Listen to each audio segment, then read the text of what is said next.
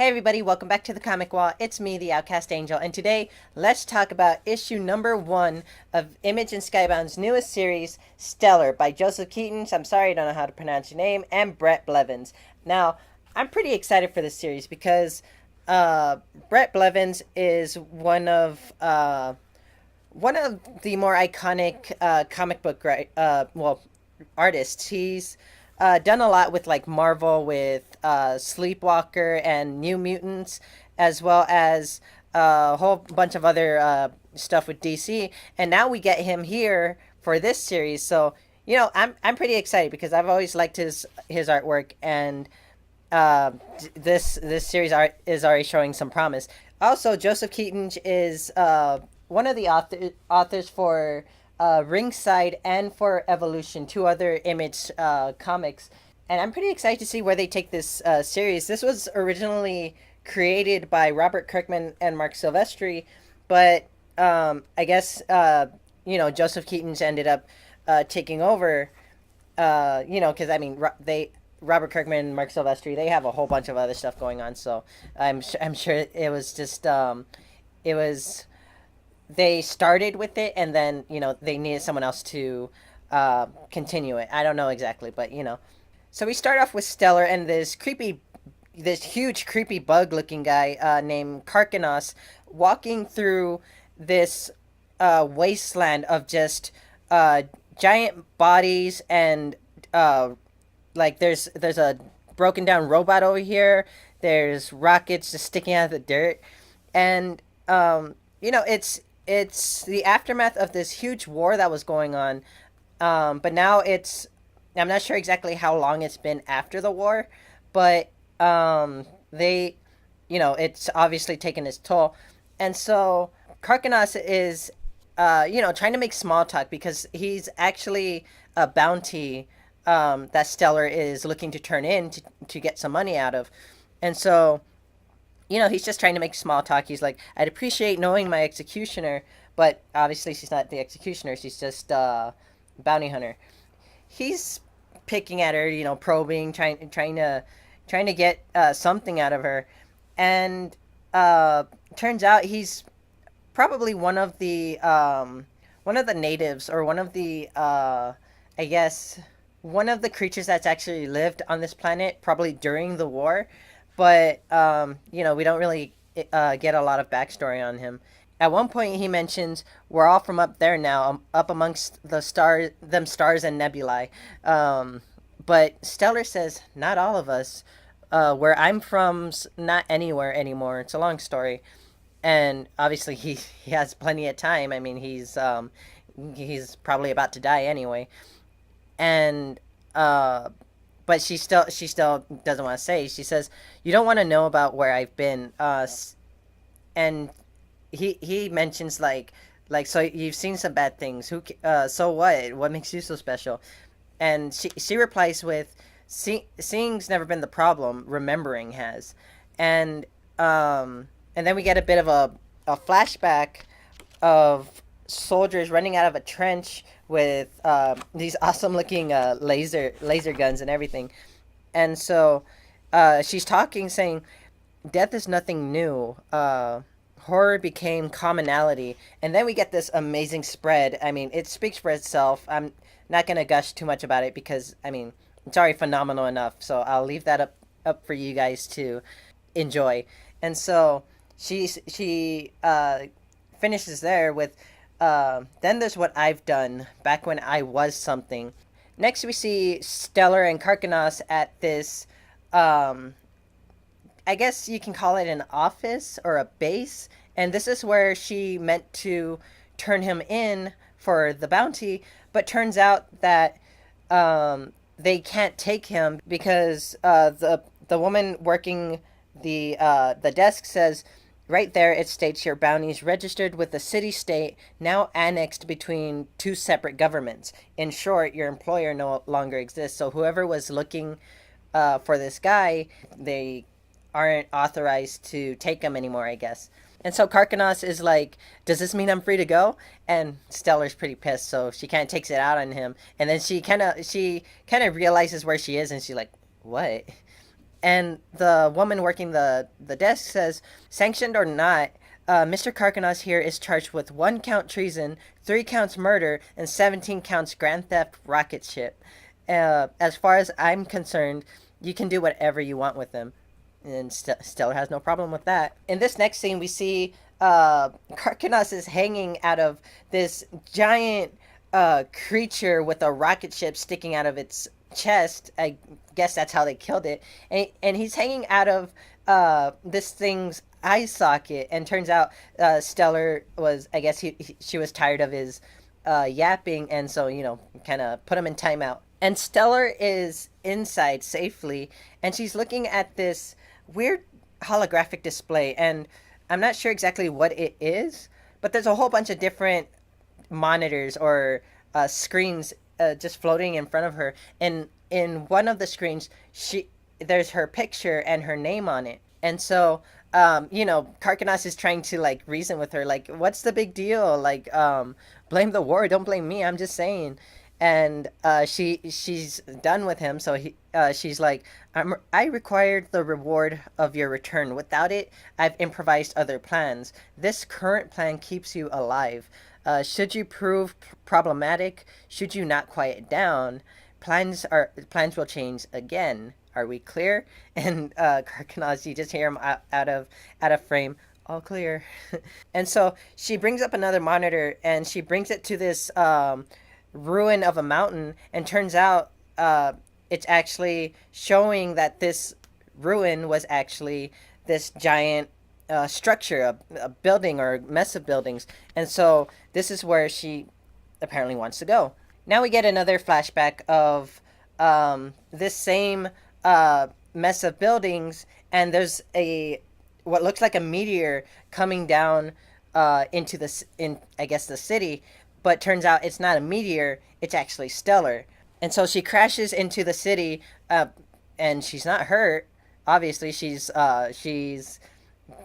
able to stand up in one piece. Some of the people there who like went to go help her, you're like, you're just gonna walk away? What sort of demonic source gives you the power to do that?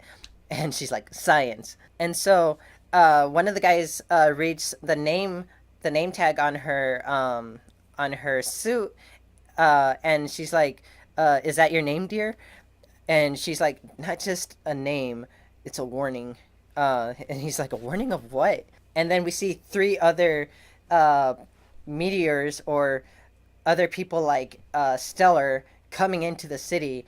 And so I'm thinking she's either trying to fight these guys or trying to run away from them. And so she tells these guys to like get back and shield their eyes, and we see her start to prepare an attack. But then that's kind of cut out because now we're in the present story, and Stellar is bringing Karkanos into what's left of what the city was. And as she enters, she's met by this man named Theric, who is actually the guy we saw in the flashback, a little older, albeit, but he's the same guy. And so, he's asking if she's bringing another refugee, but no, she's bringing another expired bounty turned labor slave, or slave labor. Whoa. He's like, just stick him in the pits. He'll clean up after the cattle. And Karkanos is like, wait a second, what is all this? You're running a freaking orphanage here? And what's his name? Theric says, mostly. And this is another line from him that kind of just makes him one of my favorite characters to, I guess, love to hate, or I don't know. He's funny. He says he looks at these kids. He's like, crap, sorry kids. So Theric and Stellar are reacquainting themselves, kind of catching up on things, and turns out that whatever they are running, this orphanage, whatever, or refugee camp, they're running out of supplies. They're running out of food. They're running out of water. Something about attacks I guess, on this city. I'm sure there's got to be some attacks. It's the aftermath of a war. There's going to be some, backlash, or just people trying to get what they need. So he says attacks remain minimal. Nothing mentioning your name couldn't take care of. And so Stellar asks how long she's been gone, and turns out Theric he addresses or checks this almanac or this giant creature. That's or I mean crystal.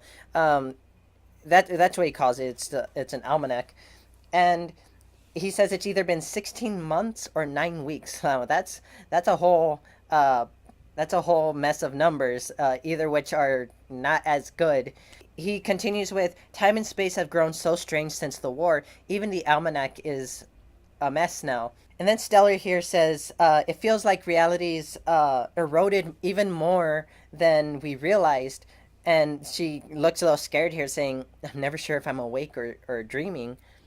Now we see Stellar and Karkanos at the peak of a mountain, or probably other ruins. And she's just looking out at this landscape.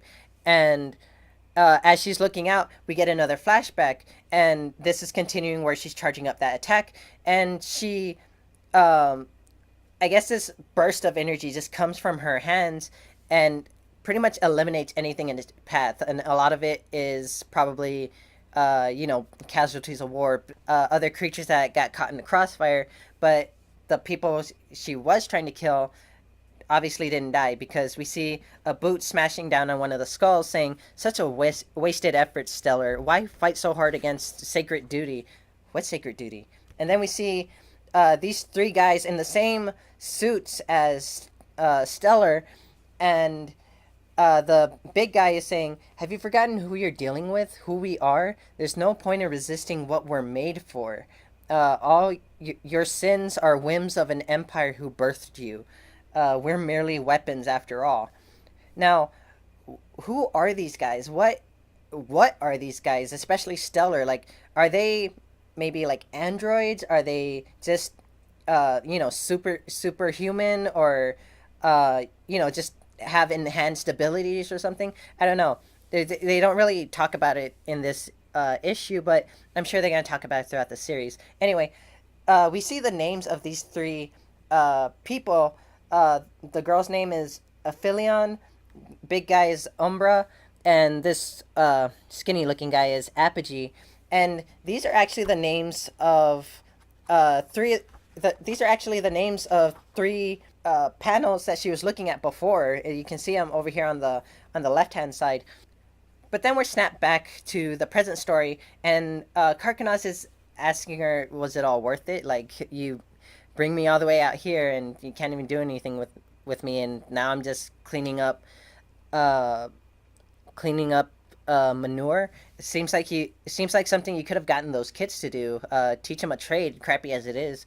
But she disagrees. She says they've been through enough. I destroyed all they had once before.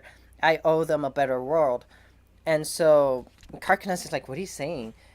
And then the issue ends with Stellar kind of shielding her eyes, saying, "I'm saying I murdered tomorrow." And then we see these three guys again. Huh, that's weird. Okay, so we see these three guys again from the flashback, and they're flying toward her. Fists raised for a fight, and Stellar yells, "And yesterday's here again." Now that's interesting, but what I was confused about is that two of the characters kind of switched names, and I'm sorry I point that out, but the girl was named Aphelion, and the skinny guy was named Apogee. But in here, the girl's name Apogee, and the skinny guy's name Aphelion, and so I don't know. It happens. Okay, there's you can only you can only check issues so much before you realize, oh, I left that out. So I mean that's interesting. Anyway, I'm really excited for this series. I mean, it looks interesting. The art is